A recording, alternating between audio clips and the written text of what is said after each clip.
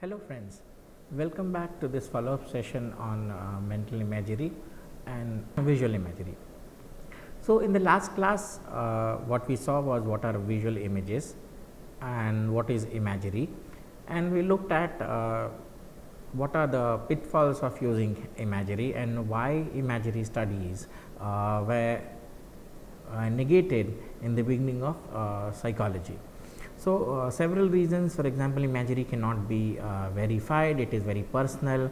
Also, imagery, mental imagery is equivalent to a picture, and so that is one concern. We cannot see imagery and we cannot actually verify people's imagery. Also, the idea that there is something called visual imagery code into long term memory is also not proven through experiments, and so imagery studies were not taken seriously in the beginning of psychology.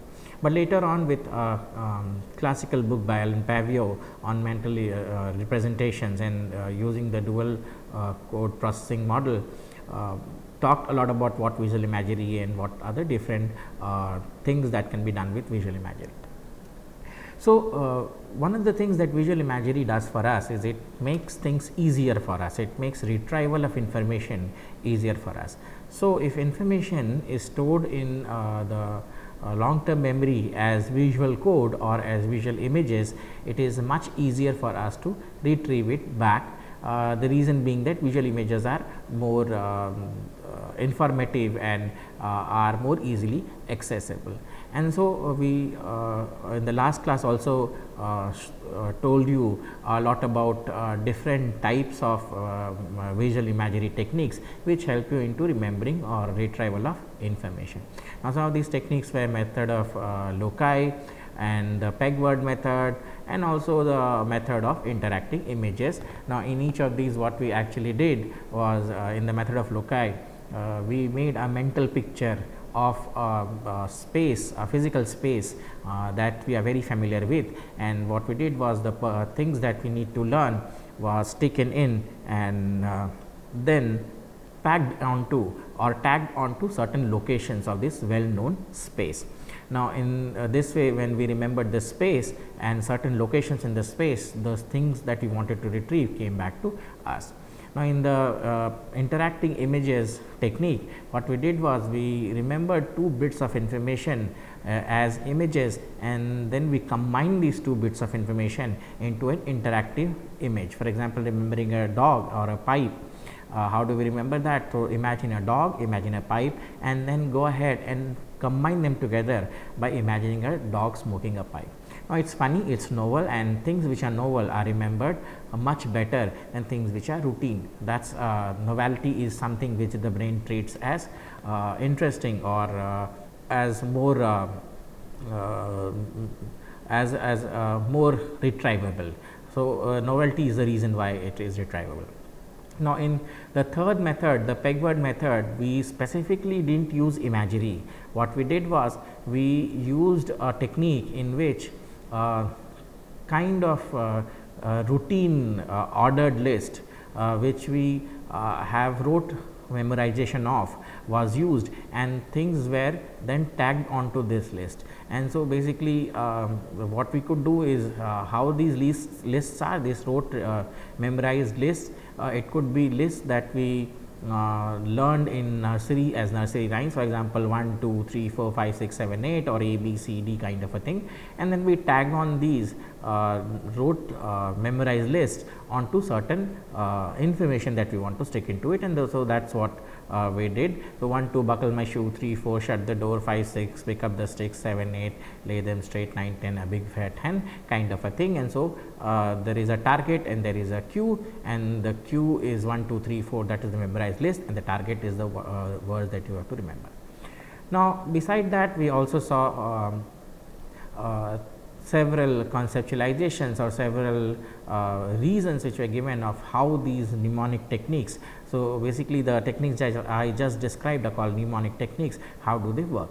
And so, one of the explanation which was given was that in terms of the fact that LTM has dual code, a verbal code and a visual code, and so these two codes actually lead to more number of retrieval cues, and so they are better remembered, and that is the dual coding hypothesis proposed by Alan Pavio.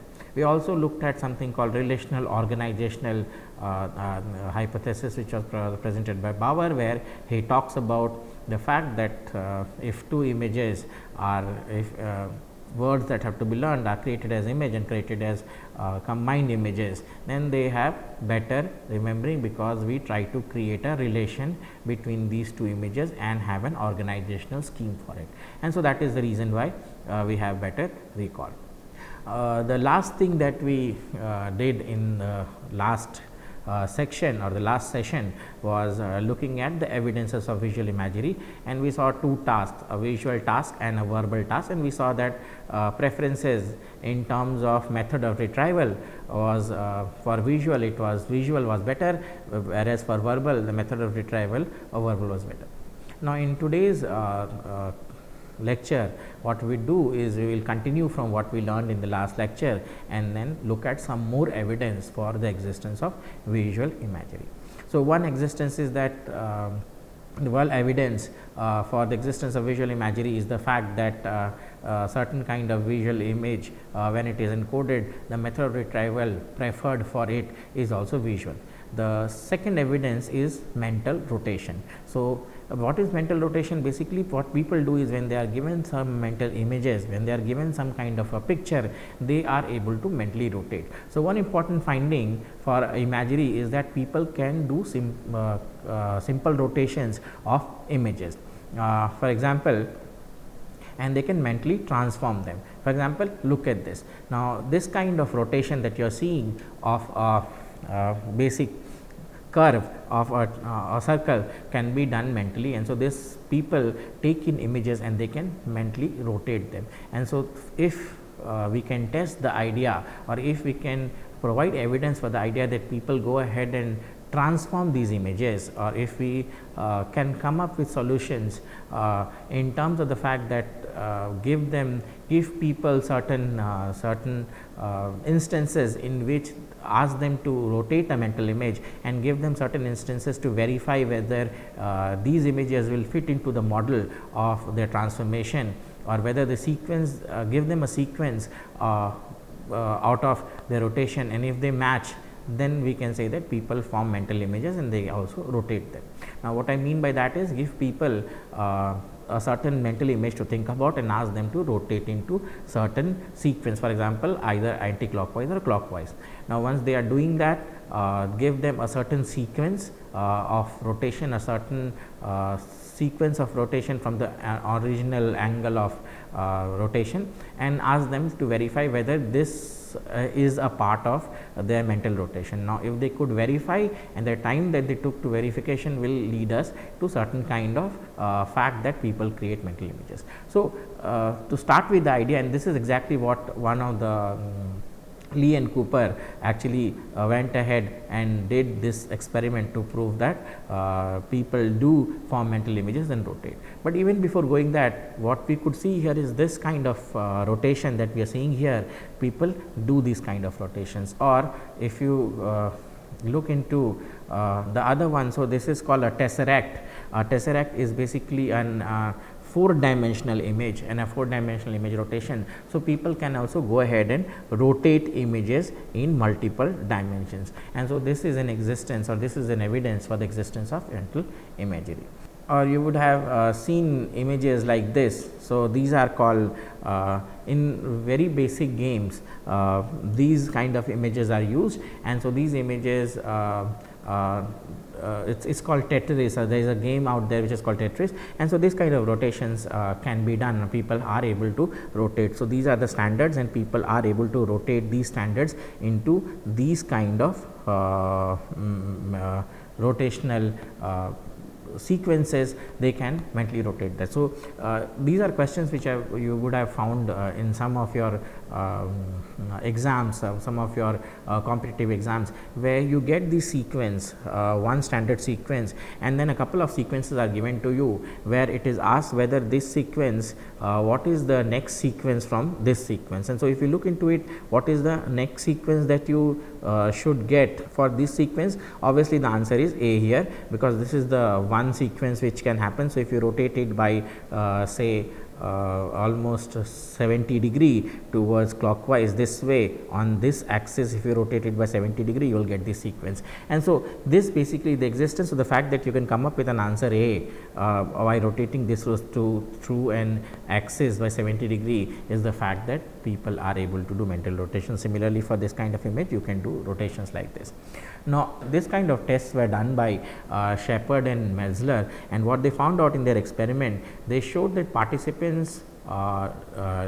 they can rotate line drawings of three-dimensional objects. So, in their experiment, they took participants and they gave them simple line drawings like this. So, these kind of line drawings were given to people, and they were asked these subjects were asked to basically verify whether which one of these line drawings can actually be the next occurrence or the next sequence from this one.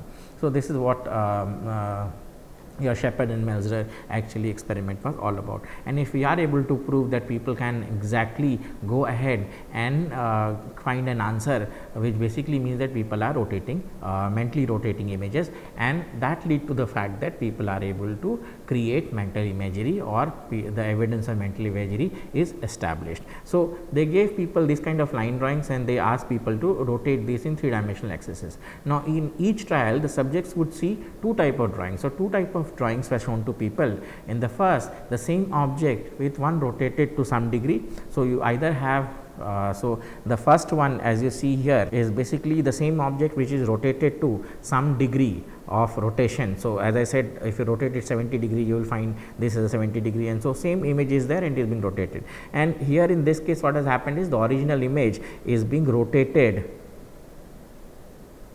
as mirror image. So, the mirror image of this is being, so here the original is being rotated, and here the mirror image of this diagram is being rotated to certain degree. So, what Shepard and Melzler did was they took these kind of simple three-dimensional line drawings and gave people to verify certain sequences by mentally rotating this image. And so, one of these was the same object with, so one of these experiments had rotations of the same object which had been rotated to some degrees, and in the other case the mirror image,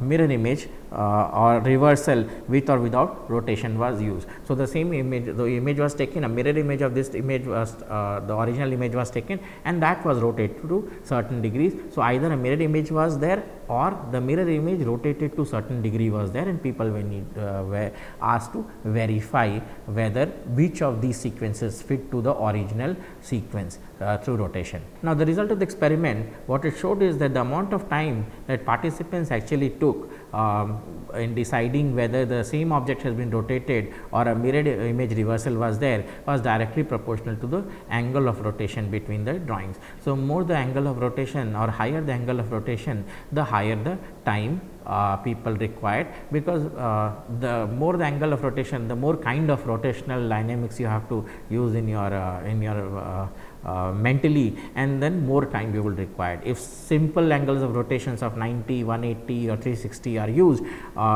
then it is easier for you to rotate it, but if a angle of let us say 60 degree or 75 degree is used, now that type of rotation takes a long time, because these 45, 90, 180, 270 or 360 are huge angles that we see around us, and so it's kind of perpendicular angles or popular angles, and so it's easier for us. And so what people from what Melzler found from their experiment, Shepard and Melzler found from their experiment, is that people were able to verify, but then the time period for verification depended on how much the angle of rotation is.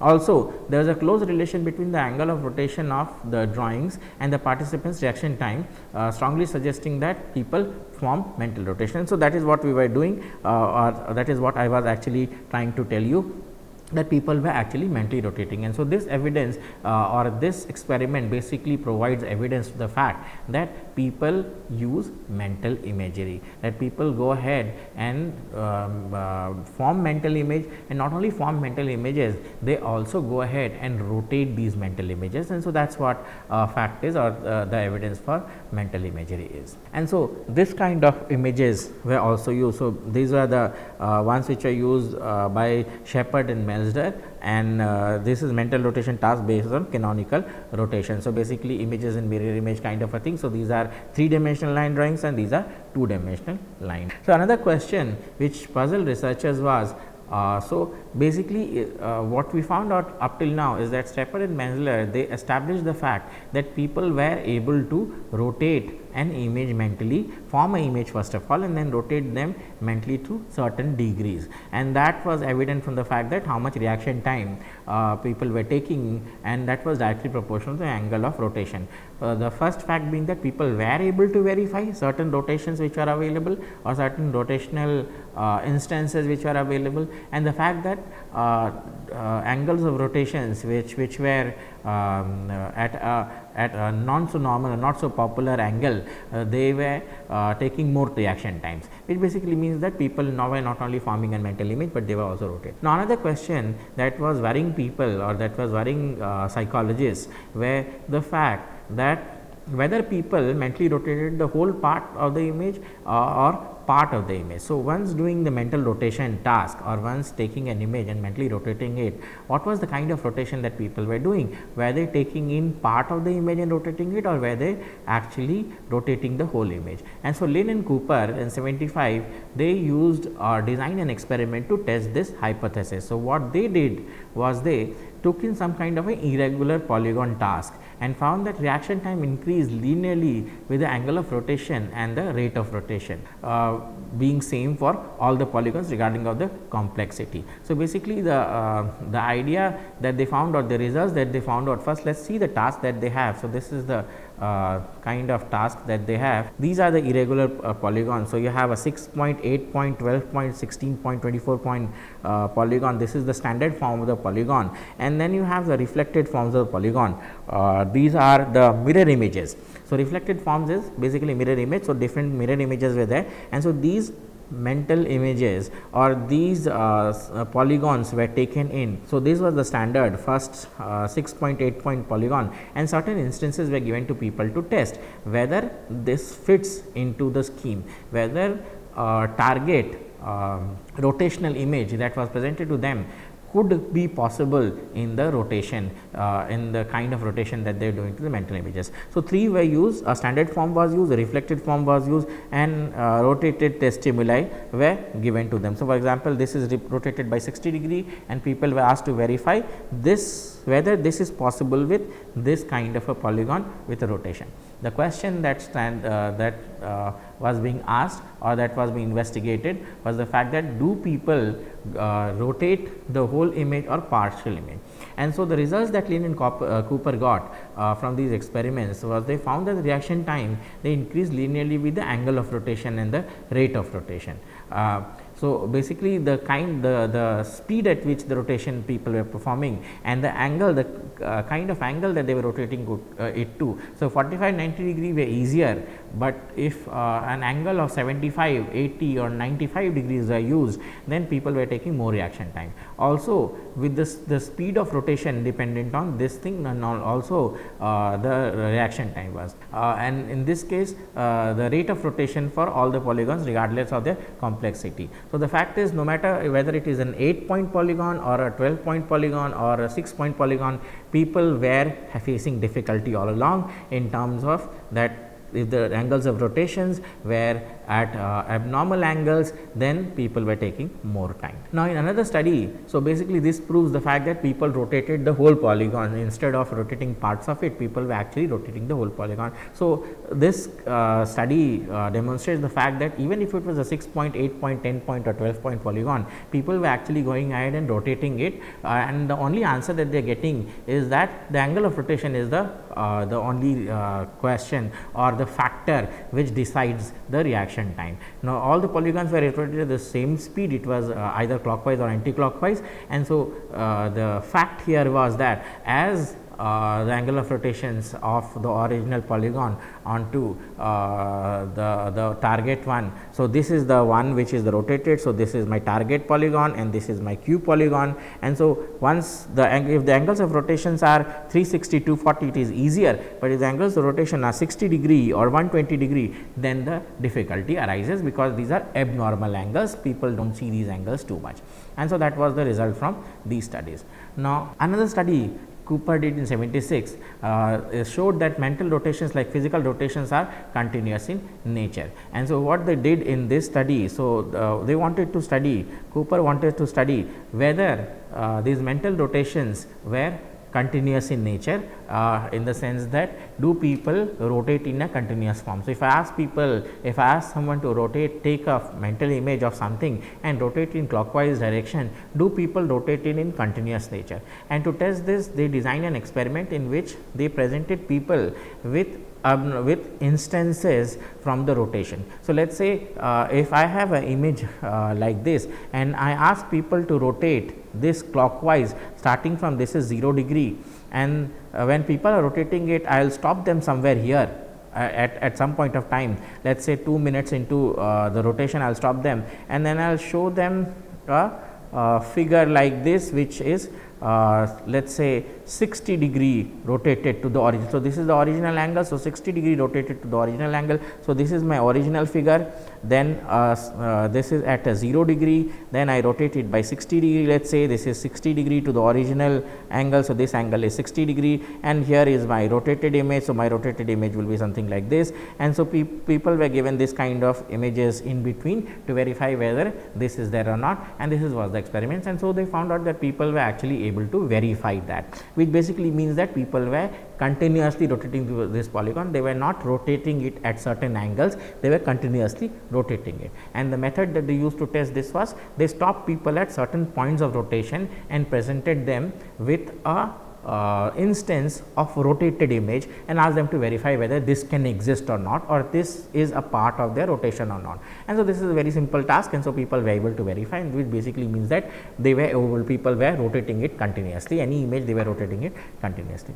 Also, cognitive psychologists, they started searching how people recognize objects presented in unusual angles. So, basically something is presented into an unusual angle, let us say at a 95 degree. So, how do you recognize that an object? So, one possibility that was available to psychologists was that mentally rotate the image till it reaches the orientation of depiction, or that distinctive geons of the object remain visible, we can recognize them with rotation. So, basically if something is presented at an abnormal angle, how do people recognize it? So, one proposal was that people actually either rotated it to continuously to the point at which the rotated image is exact match with the original image of which is represented to you as target, or what people were doing is they took the object, took away the geons and rotated the geons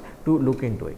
For example, one demonstration could be, if I put a coin onto this table and let us say any coin onto this table, and then I do not look at it from a top view, I come parallel to this table. So, this is my table, and so I put a coin here, and so do not look at the coin this way, I look at the coin from this way. Now, when I look at the coin from this way or from down up kind of a thing from this line of sight, then what would happen? So, in these cases this will be an original angle, this will be an abnormal angle. So, let us say if an door is like this, it is demonstrated in like this and then when this door comes very nearby, I demonstrate it this way. So, basically when it is coming near to me, it becomes larger in this way, and so these are abnormal angles which are there. So, how do I verify that? So, what people did in terms of whether this is the same door. So, this is position 1 and this is position 2. So, in my position 1 my door is here and it is further away from me, this is the hinge, and in position 2 it is very near to me. So, this is the hinge, and so it has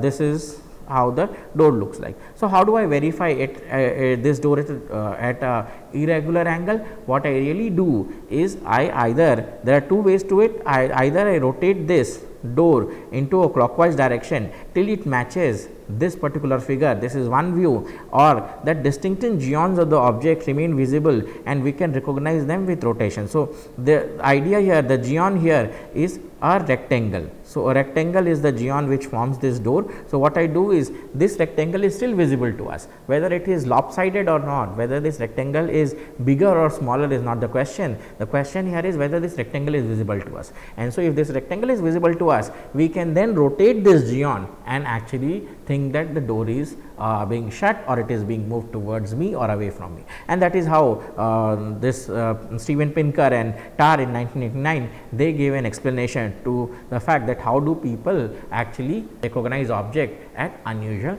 angles. And so, this is the image that was used by Lane and Cooper, and so this is the original image, this is the mirror image, and this is the image which is tested across various angles. So, 60 to 40 and 120 are angles which are abnormal angles, 180 and 360 degree are so 180 would be basically a mirror image, and 360 degree will be a complete rotational of image of it, and so this is how people actually use it. And so, looking at this demonstration, so basically what we are looking at is this figure being rotated in a different plane and at different angles. So, this is basically how people go ahead and rotate it, and so this is how mental rotation of images exists. And so, this mental rotation of images, the fact that we can verify certain rotations provide enough evidence for the fact that people do form mental images, and mental imagery is actually a code which can be used. So, let us then look at some other aspects of this mental imagery. So, the question is, what is the nature of the mental imagery that we are talking about, what is the form of it. So, one of the things is that visual images, they share properties with pictures. The visual images that we have, they are more or less exactly like a picture, but what are images, what kind of properties do images have, and how these like and unlike the properties of real picture have, that has to be discussed. So, what is the one-to-one relation between a picture and an image, that is what needs to be seen, and what properties they share with this picture and what properties they do not, how are they like a picture, how they are not like, and what is the distinction is what we are going to see in terms of the nature of imagery. So, Ronald Fink in 1989, he proposed some fundamental principles of visual imagery. He said that visual imagery has certain fundamental properties, certain fundamental features which we can discuss and which we can see, and these features basically correspond to the picture thing. So, what we did was he proposed 5 different fundamental principles,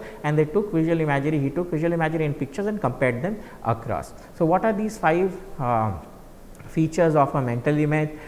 First thing is something called implicit coding. So, what it says is that mental imagery basically encodes some information implicitly which pictures cannot. For example, remember the first class that I asked you in this section, the earlier session on visual imagery, I asked you to think about what was on the wall on your bedroom, and so there was implicit information, there were things which were in your mind, or there were things in the image which you never thought about. So, you might have never thought how many sills of the window are present, but then when I ask you this question, you can mentally count it, which means that the information about the number of cells which your windows have is implicitly encoded, and that is what this basically this principle says. So, it says that mental imagery is instrument in retrieving information about physical properties of objects or about physical relationships among objects that is not explicitly encoded at a previous time, and that is what I was talking about. Those certain informations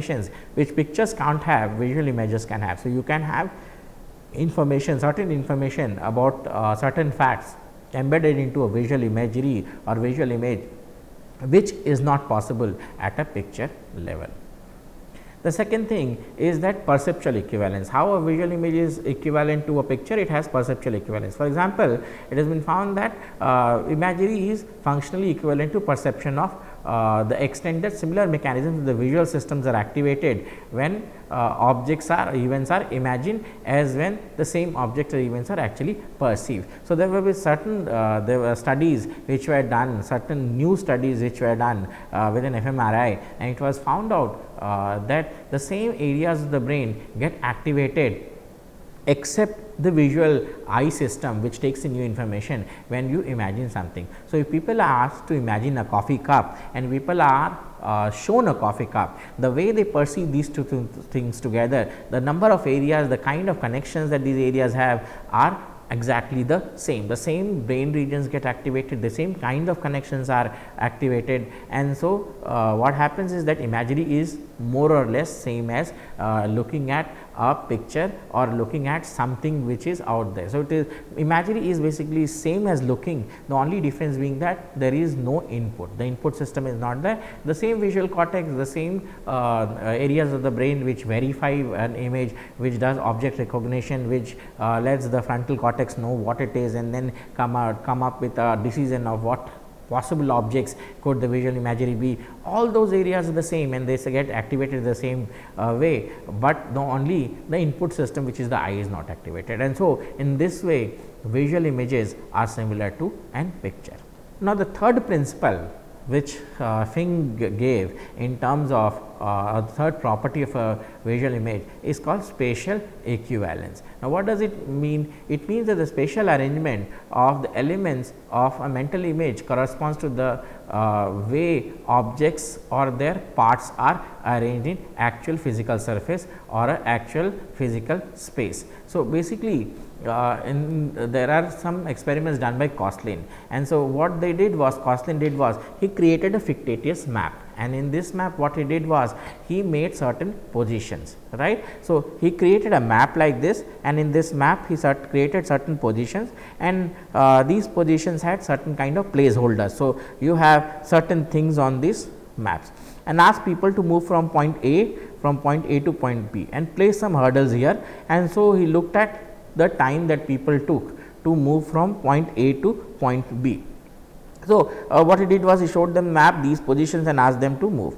Later on, they asked people to imagine this map, to think about this map, think about a map of America, think about a map of India, start from Kanyakumari and then move towards Bangalore, or start from Kanyakumari and move towards Bombay. Now, do that, and what you have to do is you have to then basically in this movement describe all the places that you venture into or go into, and then I show you actually the map of India and then ask you to move from point A to B, kind of a thing, a very simple explanation. Now, what they found out is that the time that people took, right, from moving from point A to B, the kind of arrangement, the kind of movement that people did in terms of the actual map is the same time and the same kind of arrangement or same kind of movement that people did in mental imagery, which basically means that people, when they move in terms of images, in terms of real pictures, in terms of real movement and in terms of mental imagery, it is more or less same. So, the spatial locations in terms of moving in spaces,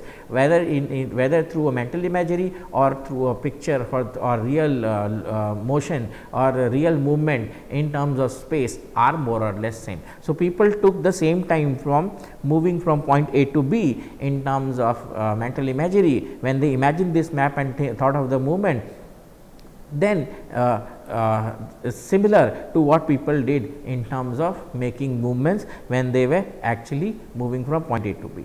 Or another experiment was done where they Koslin showed people a flower, rather a tree, and asked them to move from the top of the tree and start naming, right. So, start naming what is at the top of the tree towards the bottom to the root, start naming all the things that you find. And so, the time that people took and the number of the elements that they kept on saying when they move from the top of the tree to the bottom of the tree, or top of a flower to the bottom of a flower, then the number of elements that they said that the flower possessed when moving from the top of a flower towards its stem, or top of a tree towards its root, was similar in terms of both in terms of actual spatial movement, in actual movement of a flower, as compared to the movement in terms of an imagery when they were asked to imagine this flower and made to move, which basically means that in a spatial location, in terms of spatial locations, both the image and flowers are the image and the pictures are same.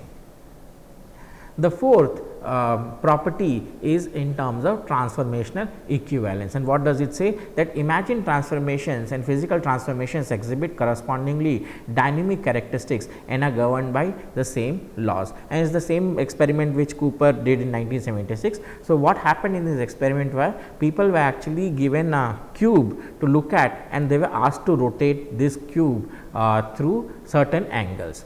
Then they were asked to basically take this cube, mentally imagine this cube and make the rotations, and then people were tested with certain instances. What was found out that the same amount of time or the same amount of verification was done by both or the same accuracy of verification was outputted when people were transforming mental images as where they were physically transforming an object, which basically means that people, while imagining, were also able to transform or also able to mentally rotate images, and that is what we saw in the earlier examples also. So, visual images are not just static, people also transform them, and these transformations, these rotations either on the axis or across axes or different axes are similar to the physical transformations which is there. And so, the result from Cooper, remember the result from the experiment of Cooper 76, where they made people transform certain images onto certain angles and then tested certain instances with the accuracy of it. The same experiment can be used as an evidence here. And the fifth property of Fink of visual images is called structural equivalence. Now, what does it mean? The structure of mental images correspond to the actual perceived images, and so in this case Koslin and Farah and Frigel, they gave people certain structures, certain images which had very bleak structure and certain image which has complex structure. For example, they showed people let us say the drawing of a fish. I am not very good at drawing, but drawing of a fish like this, and so it has very less detail, or they showed people the drawing of a fish like this which has scales like this, right, and this kind of fins and other things here. So, this is a complex image because it has more details into it, and this is a simple image which has lesser details into it. So, when given people these two kinds of things and ask and then ask them to retrieve, more time was taken by people to verify, to actually make the structural verification, or to actually perceive this one, the complex picture, as compared to the simple picture. Now, in terms of imagination also, when people were asked to imagine a fish like this with these many features, they took longer time to imagine a fish like this, or they took more time for complex image imaginations than imaginations of simple images, which basically means that in terms of structure also, in terms of the fact that when people imagine, they imagine with complexity, where they imagine complexity with more time. The more complex a picture is, takes more time, because more number of elaborations have to be done, and so this idea of more number of elaborations are also present in visual imagery, which means that the same kind of verifications in terms of complex and simple images happen both for the picture, for the physical transformations as well as mental transformations. So, 5 different kind of things to look at. Again, reviewing quickly back into what it is all about, and so the 5 things: first, visual images have implicit coding, so it has implicit informations into it which pictures do not. Then perceptual equivalence, perceptually speaking, the same areas of the brain are active when a picture is imagined and a picture is seen. The third is structural, the spatial equivalence. So, in terms of movement in space, they are more or less the same. The fourth is transformational equivalence. So, mental images can be transformed similar to what physical pictures could be. And then the fifth is structural equivalence in terms of structure, in terms of complexity. The same kind of complexity, the same kind of processes exist with both the mental image as well as the actual image. Now, there are certain critiques to this mental imagery, certain criticisms which have been there to this mental imagery. And what are these criticisms? So, there are three main criticisms. First is tacit knowledge and demand characteristics. So, basically mental imagery has been criticized on certain factors. First is the tacit knowledge. People have some kind of knowledge, or people gather some kind of knowledge from experimenters in terms of transformation. So, that is one thing. And demand characteristics is certain task. Mental imagery task demand certain characteristics or demand certain kind of response from people. So, that is one thing, and so that is how it is looked at. The second is the picture metaphor, where a comparison between picture and mental image is done, and the third is the propositional theory. So, let us look at these critics one by one. The first is tacit knowledge and demand characteristics. And so, what Silin in 81, they argued that the results from many imagery studies, they reflect participants' underlying and implicit tacit knowledge and beliefs about the task rather than their construction and manipulation of visual images. So, what they found out, or what they told, is that people were actually what they were doing is they were acting up onto something called experimenter effect, which basically means that experimenter who were asking them to do these construct these mental images, they were actually providing some kind of a clue. So, either mentally or either physically, mentally or some form. And so, this was the reason why people were able to create mental images or do all kind of manipulation into mental images. So, Fink with his example of moving the coffee cup provided evidence to Silin's cup. So, basically what was this coffee cup experiment? It is a very simple experiment, and so what it was that if Koslin actually initiated this experiment and Fink elaborated onto it. So, what the experiment was that a coffee cup was put onto a table and it was asked to be moved from point A to point B. So, I have a coffee cup like this onto, this is a table and this is position A and this is position P, and I want to move my coffee cup from point A to point B. Now, physically two ways are possible. I will pick up this coffee cup from here and then move it over air to point B, or I can slide the cup from point A to point B. Now, when I do that, a certain amount of time requires. Now, when people were asked to imagine to move this coffee cup from A to B, what Fink found out that they could do it very quickly. They actually could do it very quickly, but then people were pausing. People were thinking about taking the coffee cup and taking the same amount of time, or rather a little bit more time, when moving the coffee cup from point A to B. And why was this there? The reason that Fink gave is that the experimenter were giving certain demand characteristics or certain kind of clues which asked or which made people mentally pause the coffee cup position in their head and then take that amount of time. What they were thinking is, or what their conclusion is, that people actually thought that although this can be done quickly, but this is the amount of time it should take, and so I should pause the cup mentally. And so, these type of talks, the tasks are called cognitively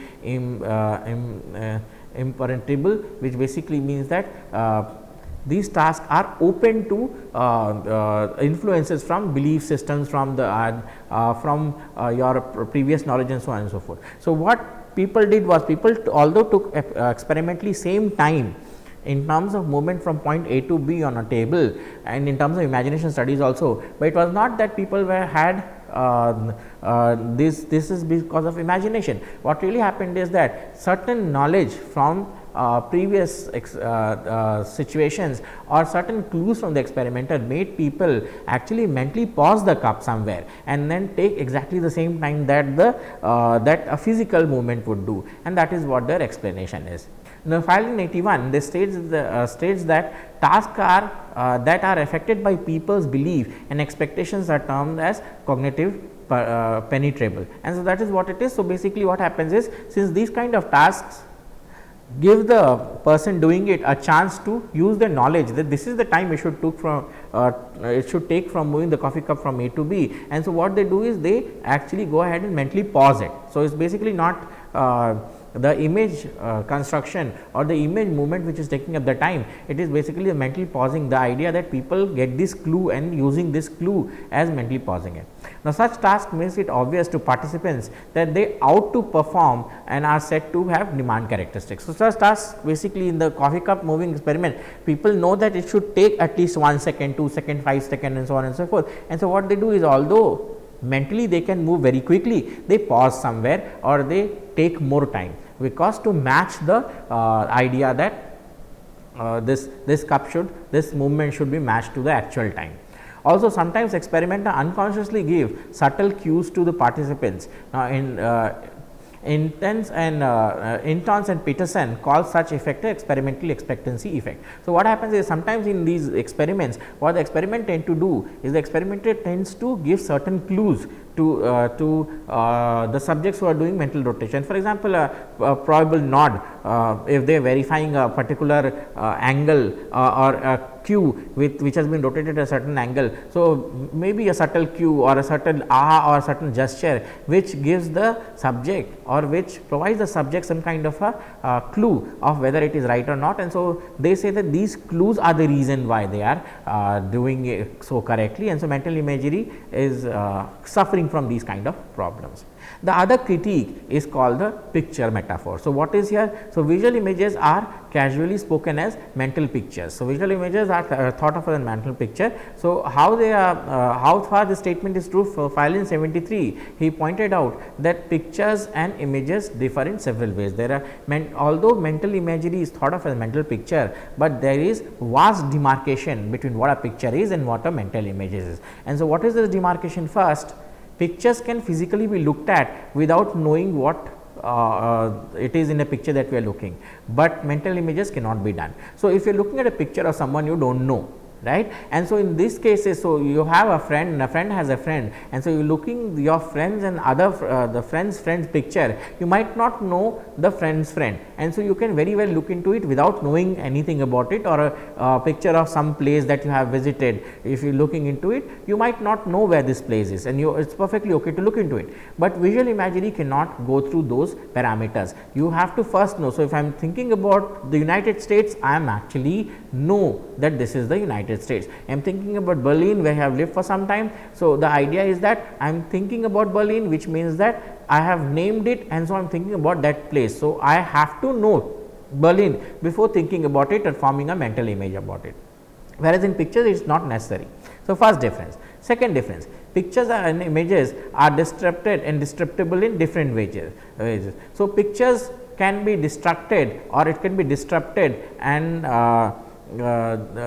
destructed in different ways. For example, if certain you can cut out certain things from a picture, certain. So, if you do not like your best friend who has now become your enemy, you can cut him out of the picture, but if you try cutting out something from a mental image, the mental image disappears. So, basically you cannot cut certain features from a mental image. Third, images are more easily distorted by viewers' interpretation. So, if I give you an interpretation, if I say that if I show you a picture of a friend, two friends together which are both a common friend, and then I say that this friend is a little bit shrewd. Now, there will not be a change in this picture, but if I ask you to imagine a friend or imagine your friend's friend and your friend and then say he is shrewd, the kind of image changes, the mental image will change, particularly a more cunning kind of an image of the second friend would appear, but in terms of picture this cannot happen. So, basically these distortions can happen in terms of images, but in terms of pictures it cannot, and so the comparison between a picture and mental image is not true because of these factors which have been outlined. Now, also the fact that to prove that people's view or people's interpretation defines a picture, this kind of setup was given. Now, people were given this kind of a bizarre drawing to look at, and then in two different sessions, two different settings or two different retrieval sessions. In one session people were shown this and they were then given a clue that this is letter C, and when a retrieval was done after 2 weeks, So, this is retrieval 1 after 2 weeks, this is retrieval 1 after 2 weeks, but then the same group is there. So, this is after 2 weeks, then later on they come back after 1 month, they are shown this again and then given this kind of a verbal label, and after this verbal label after 2 weeks an interpretation or a retrieval was done. So, when they were shown this and said that it is letter C, this is the retrieval, but it was when they were said that it is a crescent moon, this is the retrieval. And so, basically this is what it is. So, images, mental images are dependent on people's interpretation. So, when a verbal label, when this was shown and a verbal label hat was given, this is the retrieval image, but when it was shown and a beehive was what was told, what was asked them or what was told to them, this is what it is, this is the retrieval. Similarly, this a dumbbell would result in this, an eyeglass would this, and if a verbal label of 4 was given to it, a 4 was there, and a 7 was given to it, a 7 interpreted onto it, and similarly so on and so forth. So, basically this image, this kind of image was given to people, this kind of verbal label was given to people. So, these verbal labels were given to people and then later on a retrieval was done. So, depending on the kind of verbal label, the interpretations or the retrieval imagery was different. And so, this basically proves that the imagery is open to interpretations of people. The third kind of problem, the critique which has been said in terms of mental imagery is called the propositional theory. So, what is propositional theory? So, originally it was believed that there are 2 codes that of mental imagery. One was the vocal code or the verbal code, which is from the short term memory, and then there is a semantic code, which is basically the long term memory interpretations and long term memory storing. So, original mental imagery idea is that mental images are a special type of encoding, and so later on when mental imagery studies, it was believed that mental imagery is also code for long term memory.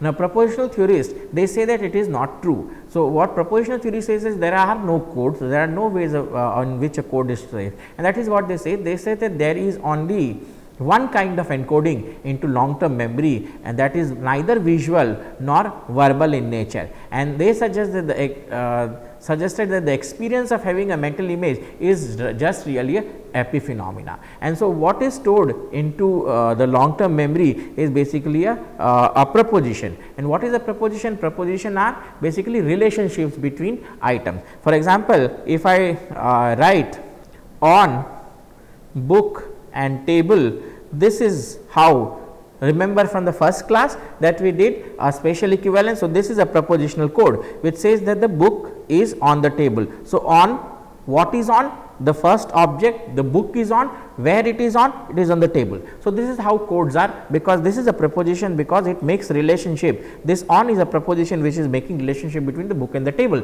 and so this is how it actually goes ahead and is saved. So, basically then this is the code that is saved into the LTM rather than a visual code and a verbal code. Also, Philin suggested that the experience of having a mental image is really just an epiphenomena, something that happens with a process, but does not cause the process. Instead, it is just a byproduct. Now, without the epiphenomena, the process would go just like normal, not necessary for process to occur. So, what he says is mental imagery that we talk about is just an epiphenomena, it is nothing special into it. And he has given several examples, the 7 clues for that. For example, he says that when a computer is calculating something, it often has a flashing light which shows that it is calculating, and most people believe that this flashing light represents what it is calculating, but actually the flashing light has nothing to do with it is an epiphenomena, it has nothing to do with what is going on. Similarly, mental imagery is epiphenomena like this, because if the light blows away tomorrow, or if the light is dysfunctional, which does not mean that the computer stops working. So, this light is just a byproduct of whatever is happening, and so light has nothing, no relevance to the computation. Similarly, mental imagery has no relation to the computation, because codes that are used in mental image is basically propositional in nature. So, instead of encoding, instead the encoding is propositional in nature, where concepts are stored as symbols, and what is stored is not the physical relationship, but a conceptual one, like the network model of memory. So, as I showed to you, this is the proposition, and so in the proposition I have a book network, a concept, and a table concept, and then the relation to this is the on concept. I can basically, this is the proposition which is saved. This is neither verbal nor visual in nature. So, what is stored in memory, in long term memory, are concepts and symbols, and these concepts and symbols form some kind of a network, and this conceptual network, and this is how the storing happens in long term memory. So, it would make sense that trying to scan a path from a flat to the back of the boat to the cabin would take less time than scanning from the flat to the emblem, because when we are scanning from the back of the boat to the front of the boat, to from the back of the boat to the cabin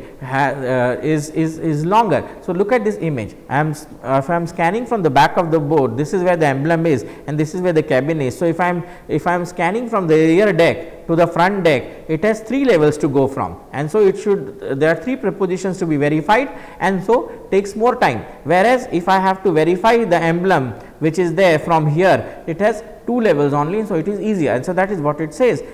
It would take less time than scanning from the flat to the emblem, since you would have to move from 2 level of networking or 2 levels of the hierarchy to 4 levels of the hierarchy. So, it is possible to explain scanning times without having to use mental images, and that is why the higher scanning time or lower scanning time that people are using in terms of complex and non-complex images, remember Fink's idea, is because of the fact that not people are making images, it is because the number of propositions that they are testing, the number of hierarchies that they are moving in a network is more as compared to less. And so, if I have to verify come to the emblem from here, from the porthole, it will take more time, because more number of networks or more number of propositions have to be tested than if I have moved from here to here, where the number of propositions is less.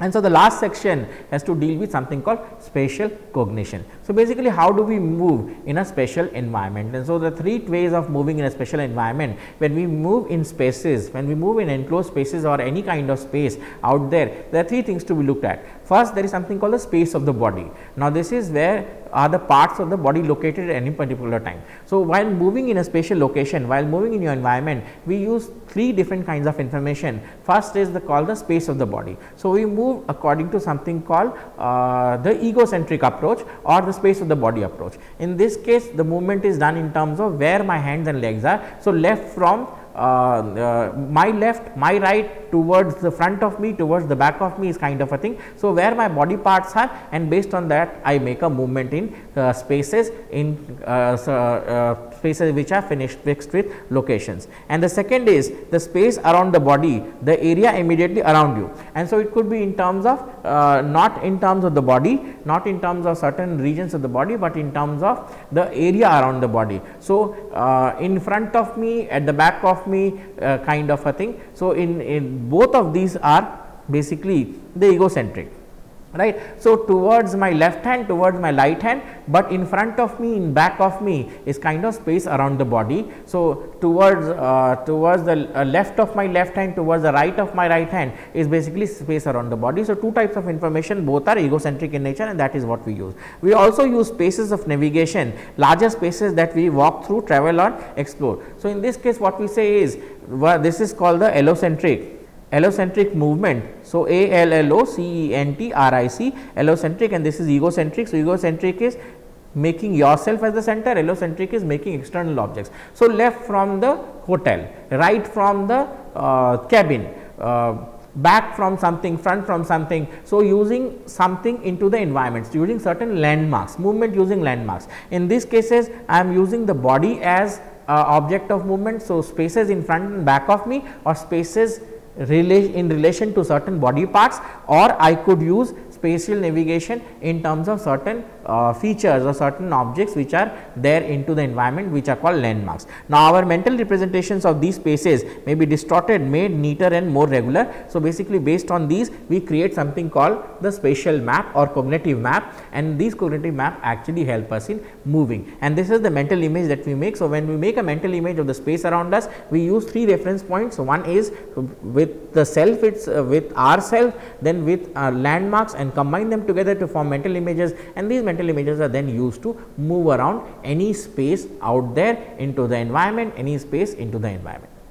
So, basically what we did in this today's lecture is we tagged on to what we learned in the last lecture. So, what we did was we verified the fact that mental imagery is there by looking at rotational studies. Now, in addition to that, we looked at how rotational studies complement the idea that mental imagery exists, and we looked at certain kind of answers in terms of angle of rotation being the only factor which guides the rotational mechanism or the rotational time that we take.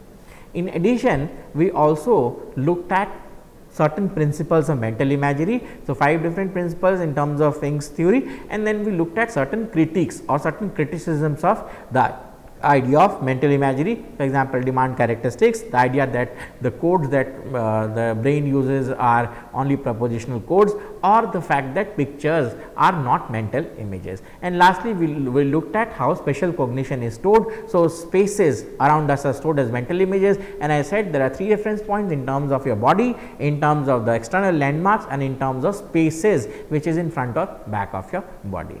So, thank you, and we will meet again in the next lecture.